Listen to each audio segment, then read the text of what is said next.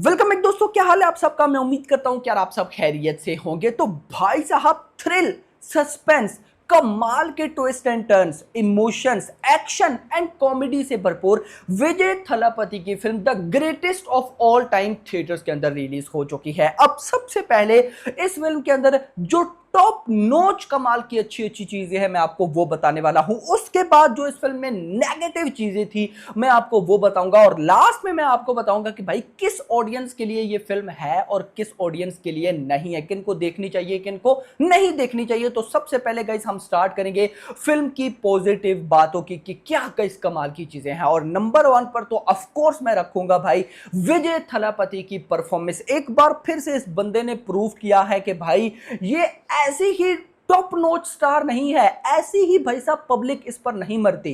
No doubt one of the best best best performance भाई। एक बार फिर मजा आ गया। और अब आप लोग बोलोगे कि ये हमें पता है विजय थलापति की परफॉर्मेंस अच्छी होगी, नो डाउट, लेकिन भाई साहब बताने में भी एक अलग ही मजा आता है। खैर, इसके बाद गाइस जो दूसरी चीज इस फिल्म के अंदर मुझे कमाल लगी वो था इसका भाई साहब डायरेक्शन पार्ट।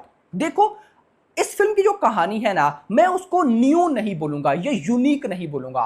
कहानी आप कहीं ना कहीं मान सकते हो कि पुरानी है, लेकिन उसकी जिस लेवल की डायरेक्शन की गई है ना यार, आपको बिल्कुल भी समझ नहीं आएगा। सेम एग्जांपल मैं आपको दूंगा शाहरुख खान की पठान की। उसकी भी कहानी सिंपल थी, लेकिन डायरेक्टर ने उसको इस तरह से बनाया कि हमने बोला कि भाई वाह। सेम केस है यहां पर भाई साहब, कहानी जैसे भी है लेकिन डायरेक्शन कमाल कर गया है बंदा। उसके बाद एक चीज मैं स्पॉइल नहीं कर रहा, इतना बताऊंगा कि आपका भाई साहब एक्साइटमेंट लेवल पीक पर जाएगा। जो लोग तो भाई साहब आईपीएल क्रिकेट वगैरह के फैंस हैं, भाई आपको ये फिल्म बहुत एंजॉय कराने वाली है। सेकेंड हाफ के अंदर एक पार्ट है, मैं अब उसके बारे में ज्यादा तो नहीं बोलूंगा, लेकिन आपको गाइज मजा आ जाएगा। मैं ज्यादा स्पॉइल करना चाहता हूं, मेरा दिल कर रहा है, लेकिन मैं कर पा नहीं रहा हूं क्योंकि वो ऑडियंस जो मेरी तरह एंजॉय करना चाहती है ताकि उनका मजा खराब ना हो। लेकिन एक चीज मैं आपको जरूर बताऊंगा, फर्स्ट हाफ अगर मैं उसकी बात करता हूं, काफी कॉमेडी रहता है, इंटरटेनिंग से भरपूर है। फर्स्ट हाफ में स्पेशली गाइज एक चीज जो मुझे बहुत अच्छी लगी वो थी फैमिली इंटरटेनिंग। और फैमिली इंटरटेनिंग से याद आया, जो पब्लिक भाई साहब मतलब कि एज अ फैमिली जाना चाहती है और एक फिल्म देखना चाहती है एज अ फैमिली कंप्लीट, भाई उनके लिए तो the greatest of all time मैं कहता हूं आंखें बंद करके आप जाओ फैमिली के साथ इस फिल्म को देखो। फर्स्ट हाफ में आपको पता चलेगा कि आपकी फैमिली की वैल्यू कितनी है, आपकी फैमिली की भाई साहब इंपॉर्टेंस कितनी है। उसके बाद फर्स्ट हाफ में कुछ एक्शन सीक्वेंसेस भी हैं, उसी के बारे में गाइज मैं एक चीज स्पॉइल नहीं करूंगा लेकिन आपको बताऊंगा, आपको मजा आएगा। फर्स्ट हाफ में एक एक्शन सीक्वेंसेस आएगा, bike chess sequence, one of the best best best.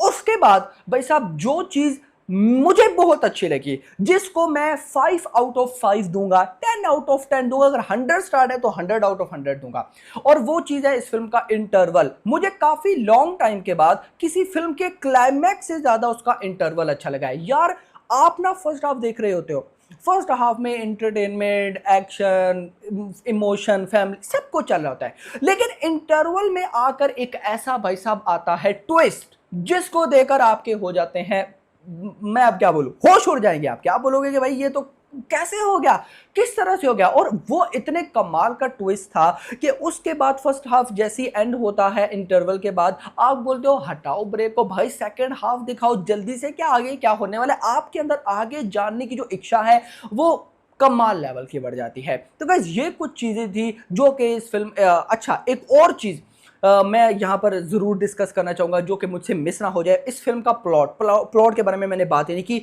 Basically इस फिल्म का जो मेन प्लॉट है वो है विजय थलापति वर्सेस विजय थलापति। रात को जब मेकर्स ने पोस्टर ही रिलीज किया तो मैं गाइस समझ गया था, यानी कि बड़े विजय थलापति वर्सेस छोटे विजय थलापति, यानी कि गांधी वर्सेस इलाया। अब क्या इनका सीन है, ये किस तरह से क्या कुछ करेंगे, फैमिली क्यों इंपॉर्टेंस है, क्या कुछ हो रहा है, ये सारी चीजें गाइस आपको देखने को मिलेंगी। तो ये सब कुछ तो हो गया भाई साहब पॉजिटिव। अब आते हैं जरा नेगेटिव के, नेगेटिव चीजें इस फिल्म में क्या हैं।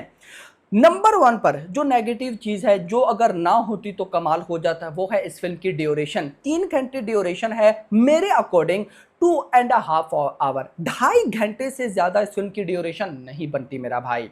यस, स्पेशली सेकंड हाफ जैसे ही स्टार्ट होता है, मैंने आपको क्या बोला, फर्स्ट हाफ, भाई फर्स्ट हाफ में भी कुछ सीन आपको बोर करते हैं, लेकिन फर्स्ट हाफ को मैनेज बड़े अच्छी तरीके से किया गया है, एंटरटेनिंग है, कॉमेडी है, फैमिली के इंपॉर्टेंस, एक्शन सीक्वेंसेस, ट्विस्ट बड़ा आता है, तो ये सारी चीजें आपको ना कमाल लगती है, तो बोरिंग पार्ट बीच में आप मतलब उसको इग्नोर ही कर देते हो। लेकिन जब भाई साहब इंटरवल कमाल का निकलता है, आप सेकंड हाफ का बेसब्री के साथ वेट कर रहे होते हो, तो जैसे ही सेकंड हाफ स्टार्ट होता है तो वो आपको बोर करने लग जाता है, ऑलमोस्ट 30 मिनट।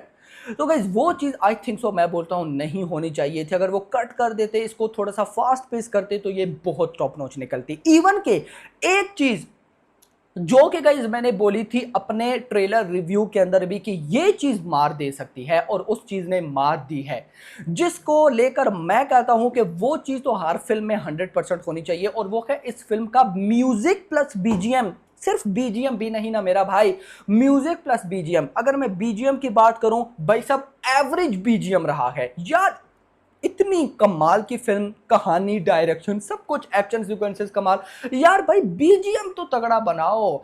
मैंने जब फर्स्ट टाइम ही भाई साहब इस गॉड का बीजीएम सुना था, मैंने बोला था भाई मसला हो रहा है यार। ट्रेलर के रिव्यू के टाइम में मैंने बोला बीजीएम प्रॉब्लम कर सकता है, और बीजीएम ने प्रॉब्लम की।